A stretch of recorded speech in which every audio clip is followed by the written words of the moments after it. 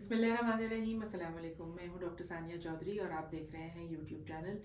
ناظرین، جیسا کہ آپ جانتے ہیں یہ اکتوبر کا مہینہ انٹرنیشنلی بریسٹ کینسر اویئرنیس کے حوالے سے بہت اہمیت کا حامل ہے، اور اس میں بہت بھرپور طور پہ وہ تمام institutions, organisations, N G Os, government, media, جو بھی اس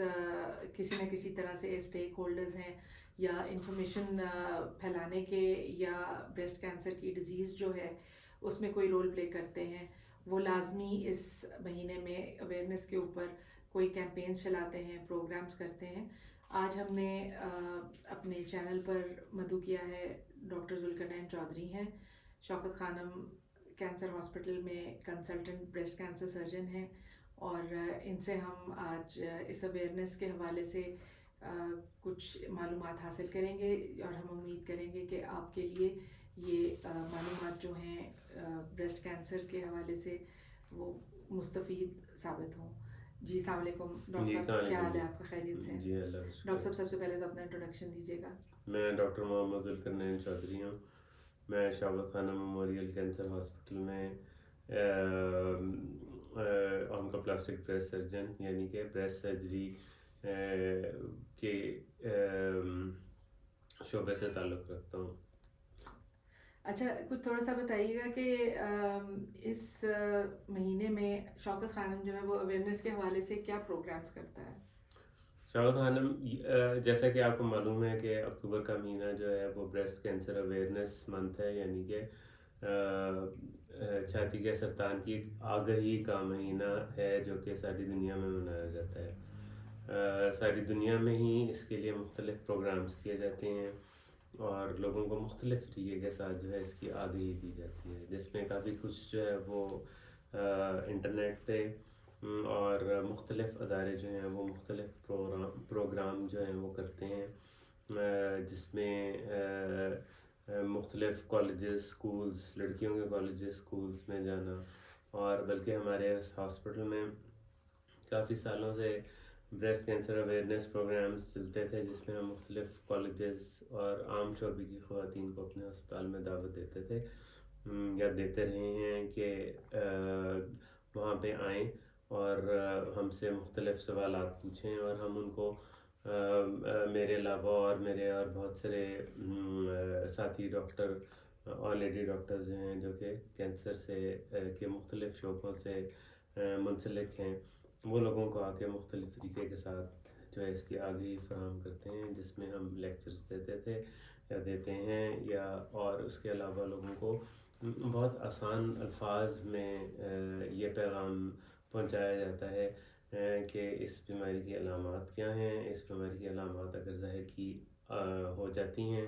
تو اس کے بعد ان کو کیا کرنا ہے، کہاں جانا ہے، اور جب وہ ایک دفعہ اچھے ہسپتالوں میں یا ہاسپٹلس میں پہنچ جاتے ہیں یا ڈاکٹروں کی مدد لے لیتے ہیں تو اس کے بعد اس کا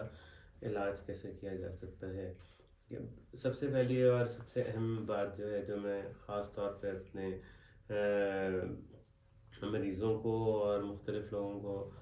پیغام میں پہنچاتا رہا ہوں، وہ یہ ہے کہ بریسٹ کینسر ایک ایسی بیماری ہے جو کہ جس کا ارلی یا بہت اگر اس کا جلد اس کی تشخیص کر لی جائے تو یہ ایک مکمل طور پر کامیاب علاج والی بیماری ہے، یعنی اس کا علاج مکمل طور پر ہو جاتا ہے، اور لوگ یا خواتین خاص طور پہ جو اس بیماری میں مبتلا ہوتی ہیں وہ مکمل طور پہ صحت یاب اور شفا ان کو مل جاتی ہے. اچھا، دو حوالوں سے ہمیں تھوڑی سی کچھ چیزوں پہ روشنی ڈالیے گا. ایک تو یہ کہ وہ خواتین اور شاید وہ مرد حضرات جن کے یہ بیماری آدمیوں میں بھی، میلز میں بھی ہوتی ہے،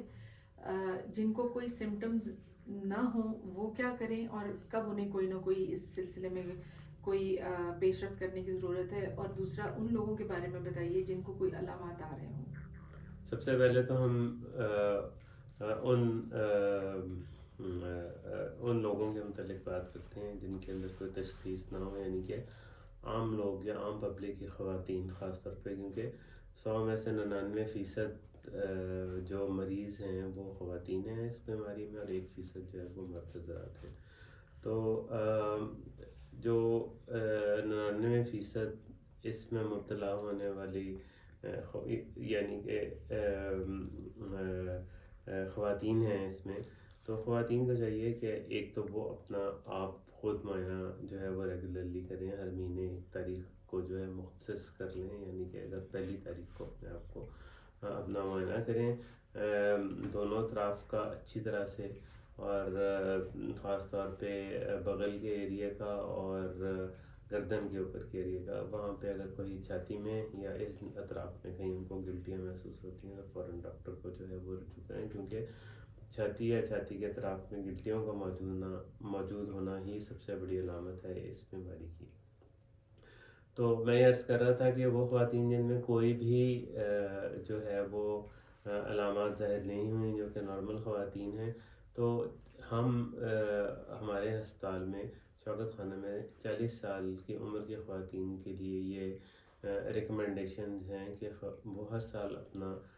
میموگرام کروائیں، اور ان میموگرامز کا جو ہے وہ اپنا ریکارڈ جو ہے وہ اپنے پاس رکھیں، تاکہ پرانے سال کے میموگرام سے، گزشتہ سال کے میموگرام سے ان کا نئے سال کا میموگرام جو ہے وہ کمپیئر کیا جائے، اور اس میں اگر کوئی چینج نظر آتی ہے یا اگر کوئی بیماری کی علامات ظاہر ہوتی ہیں تو فوراً ڈاکٹروں کے پاس جو ہے وہ رجوع کریں۔ اور وہ خواتین جن میں یہ علامات ظاہر ہوتی ہیں، خاص طور پہ کسی بھی چھاتی میں کسی بھی طرف گلٹی کا نمودار ہونا، یا نپل میں سے خون پانی کا آنا، یا جلد کا اندر کی طرف چلے جانا، یہ 3-4 علامات ہیں، یا جلد کا میں سوزش یا سرخی مائل ہو جانا جو ہے وہ، یا نپل کا اندر کی طرف کو مڑ جانا، یہ علامات ظاہر ہوتی ہیں تو فوراً اپنے ڈاکٹر سے رجوع کریں، کسی لیڈی ڈاکٹر کو دکھائیں، کسی ڈاکٹر کو دکھائیں، اور اگر لاہور کے اطراف میں کہیں رہتے ہو تو فوراً شوکت خانہ میں واک ان کلینک میں آئیں، وہاں پہ ہمارے بہت اچھے مستند ڈاکٹر صاحبان اور لیڈی ڈاکٹرز جو ہیں وہ موجود ہیں، اور ان کو دکھائیں، اور اگر یہ بیماری جو ہے ارلی سٹیجز یا شروع کی ہی سٹیجز میں پکڑی جاتی ہے تو اس کا علاج بہت حد تک ممکن ہے۔ اچھا یہ بتائیے گا کہ آپ کے ہاسپٹل میں جنرل تاثر یہ ہے کہ لوگوں کا علاج فری ہوتا ہے، تو اس پہ کچھ روشنی ڈالیے گا کہ وہاں کیا طریقہ کار ہے اس کا؟ جی، شوکت خانہ میں ہمیشہ سے ہی ہم اس بات کے لیے بہت جگہ پہ اور بڑے صحیح طریقے سے لوگوں کو تک یہ پیغام پہنچاتے رہے ہیں کہ 70 سے 75% تک تمام جو مریض ہیں ان کا علاج یا تو مفت ہوتا ہے، یا اسپتال کی طرف سے اسسٹڈ، یا اسپتال ان کو کسی نہ کسی طریقے سے جو ہے وہ ان کی استطاعت کے مطابق جو ہے وہ مریضوں کو علاج جو ہے وہ اس میں کافی حد تک کٹوتی یا اسپتال کی طرف سے پیمنٹ جو ہے وہ کی جاتی ہے، اور ایک بہت ہمارے پاس جو مریض آتے ہیں ان میں سے سمجھ لیں کہ 70 سے 75% تک وہ مریض ہیں جن کا علاج اسپتال کی طرف سے کیا جاتا ہے۔ اچھا چلیے ٹھیک ہو گیا۔ اور ہاسپٹل میں جو فیسلٹیز ہیں آپ کی وہ کیا ہیں بریسٹ کینسر کے حوالے سے؟ چھاتی کے کینسر کی مختلف جو ہیں کہ مختلف علاج ہیں جو کہ مل کے ایک مکمل علاج بناتے ہیں۔ خاص طور پہ 4 مختلف طریقہ کار ہیں جس میں سرجری ہے، کیمو تھراپی، ریڈیو تھراپی اور اینٹی ہارمونل تھراپی ہے۔ اب کچھ مریض ایسے ہوتے ہیں جن کی ایسی سٹیج ہوتی ہے جس میں کیمو تھراپی پہلے دے دی جاتی ہے، جسے نیو ایڈجوونٹ کیمو تھراپی کہا جاتا ہے، اور اس کے فوراً بعد جب وہ مکمل ہوتی ہے اس کے کوئی تقریباً 1 مہینے کے بعد جو ہے وہ ہم اس کا آپریشن کرتے ہیں یا سرجری کرتے ہیں، اور سرجری کے بعد اگر کسی مریض کی رپورٹس ایسی آتی ہیں جن کو شعاع یا ریڈیو تھراپی کی ضرورت ہوتی ہے تو انہیں ریڈیو تھراپی ملتی ہے، اور اس کے بعد اگر ان کی رپورٹس ایسی ہیں کہ ان کو اینٹی ہارمونل تھراپی یا ٹریٹمنٹ کی ضرورت ہے تو وہ کم سے کم 5 سال کے لیے، اور کچھ مریضوں میں 10 سال تک بھی یہ علاج جو ہے وہ جاری رہتا ہے۔ اچھا آپ کا ہاسپٹل میرا خیال ہے اس حوالے سے ایک منفرد ہسپتال ہے پورے پاکستان میں، جس میں انٹرنیشنل سٹینڈرڈز کے اکارڈنگ ملٹی ڈسپلنری میٹنگز ہوتی ہیں، یا مختلف شعبوں کے لوگ جو کنسرنڈ ہوتے ہیں وہ بیٹھ کے یہ فیصلہ کرتے ہیں۔ جو آپ نے ٹریٹمنٹ کی لائن بتائی ہے وہ اس سلسلے میں بتائیے گا کہ وہ کیا میکانزم ہے؟ دیکھیں کینسر کا علاج جو ہے وہ 4 پیرامیٹر یا 4 بنیادی جز جو ہیں ان پر منحصر ہے۔ جس میں سب سے پہلے ڈائگنوسس یا تشخیص ہے، دوسرا اس بیماری کی جب ڈائگنوسس آ جاتی ہے تو اس کی اسٹیجنگ کی جاتی ہے، تیسرا اس بیماری کی تمام جانکاری کو ملٹی ڈسپلنری ٹیم میٹنگ میں، یا جسے MDM میٹنگ کہا جا سکتا ہے، کئی جگہ پہ اسے ٹیومر بورڈ میٹنگ کہا جاتا ہے، میں تمام مریض جو ہیں کسی ایک اسپیسیفک یا کسی ایک خاص ٹائم پیریڈ کے ان کو جو ہے وہ ڈسکس کیا جاتا ہے۔ ان میٹنگس میں ہم سرجنس کے ساتھ کینسر اسپیشلسٹ یعنی میڈیکل آنکولوجسٹ یعنی کیمو تھراپی دینے والے ڈاکٹر، ریڈیو آنکولوجسٹ یعنی ریڈیشن دینے والے cancer specialist, pathologist, radiologist, nuclear medicine کے اسپیشلسٹ، بریسٹ کیئر نرسز، کم سے کم 5 یا 6 اسپیشلٹیز کے ہم مختلف کنسلٹنٹس بیٹھ کے تمام مریضوں کی تمام انویسٹیگیشنس یا رپورٹس جو ہیں یا ٹیسٹ جو ہیں ان کو کمپیوٹر اور پروجیکٹر پہ دیکھتے ہیں، اور ان کے بعد پھر ان پہ ڈسکشن کرنے کے بعد جو ان کے لیے جو ایک اس سٹیج کے مطابق جو بھی علاج جس کی اس مریض کو ضرورت ہو وہ تجویز کیا جاتا ہے اور اسے کمپیوٹر میں ڈال دیا جاتا ہے، اور پھر مریض جو ہیں ان کو ہسپتال میں بلا کر جو ہے وہ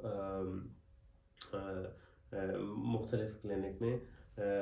ڈیسیژن کلینکس جو ہوتی ہیں یا پیشنٹ کو رزلٹس کلینک جو ہوتی ہیں وہاں پہ بلا کے مریضوں کو ان کے رزلٹس کے مطابق بتایا جاتا ہے، اور ان کا علاج کس نوعیت کا، کتنے عرصے کا ہونا ہو، وہ تمام چیزیں ان کو جو ہے وہ ان سے ڈسکشن کی جاتی ہے۔ اور چوتھا طریقہ یہ ہے کہ جو بھی اسپیسیفک علاج مریض کو ضرورت ہو، یعنی کہ 4 پیرامیٹرز کسی بھی کینسر کے علاج کے لیے جو بنیادی اصول ہیں وہ یہ ہیں کہ ایک ڈائگنوسس جسے تشخیص کہتے ہیں، دوسرا اسٹیجنگ، تیسرا ڈسکشن ان MDM، اور چوتھا انسٹیٹیوشن آف اے ڈیفینیٹیو ٹریٹمنٹ، یعنی کہ کوئی میڈیکل ٹریٹمنٹ یا کوئی سرجیکل ٹریٹمنٹ جو ہے اس کو جو ہے وہ مریض کو جو ہے وہ دی جائے۔ اچھا، اس اویئرنیس کیمپین کے موقع پہ آپ کوئی پیغام گورنمنٹ کو اگر دینا چاہیں کہ اس کو اس بیماری کی بڑھتی ہوئی جو ایک شرح ہے اس کے حوالے سے کیا اقدامات ہیں جو اٹھانے چاہیے؟ ہماری حکومت کی طرف سے پچھلے چند سالوں میں اویئرنیس کی کافی چیزیں، خاص طور پہ کینسر کی آگہی، خاص بریسٹ کینسر کی آگہی کے لیے کافی ساری اقدامات کرنے کی کوشش کی جاتی رہی ہے، جس میں اب آپ نے دیکھا ہوگا کہ ریسنٹلی یا ابھی حال ہی میں ٹیلی فون جب موبائل کی آپ کرتے ہیں تو اس میں ایک میسیج آتا ہے جس میں بڑے اچھے طریقے کے ساتھ لوگوں کو جو ہے وہ پیغام دیا جاتا ہے کہ بریسٹ کینسر جو ہے اس کی بیماری کے متعلق اسی طرح کے اگر چھوٹے چھوٹے پیغامات مریضوں کو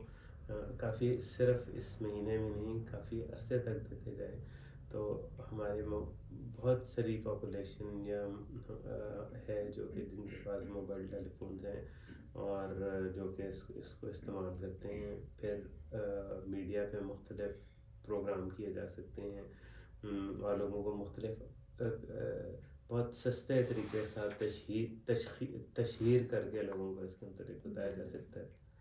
ڈاکٹر صاحب آپ کا بہت شکریہ، آپ نے بہت قیمتی وقت دیا ہے ہمیں، اور ہم امید کریں گے کہ آپ ایسے ہی لوگوں کی یہاں پہ ان کے لیے ایک ذریعہ بنے رہیں ان کی صحت کا اور ان کے اچھے ٹریٹمنٹ کا۔ ناظرین، آپ کے ساتھ ہم نے بہت سی معلومات ایسی ڈاکٹر ذوالقرنین چودھری جو کہ شوکت خانم میں بریسٹ کینسر سرجن ہیں ان سے لی ہیں، اور ہم امید کرتے ہیں کہ آپ ان سے مستفید ہوں گے، اور یہ ہم اس مہینے میں پروگرام باقاعدگی کے ساتھ مزید بھی کرتے رہیں گے، اور اس مہینے کے بعد بھی۔ آپ کا بہت شکریہ۔ اللہ حافظ۔ اللہ حافظ۔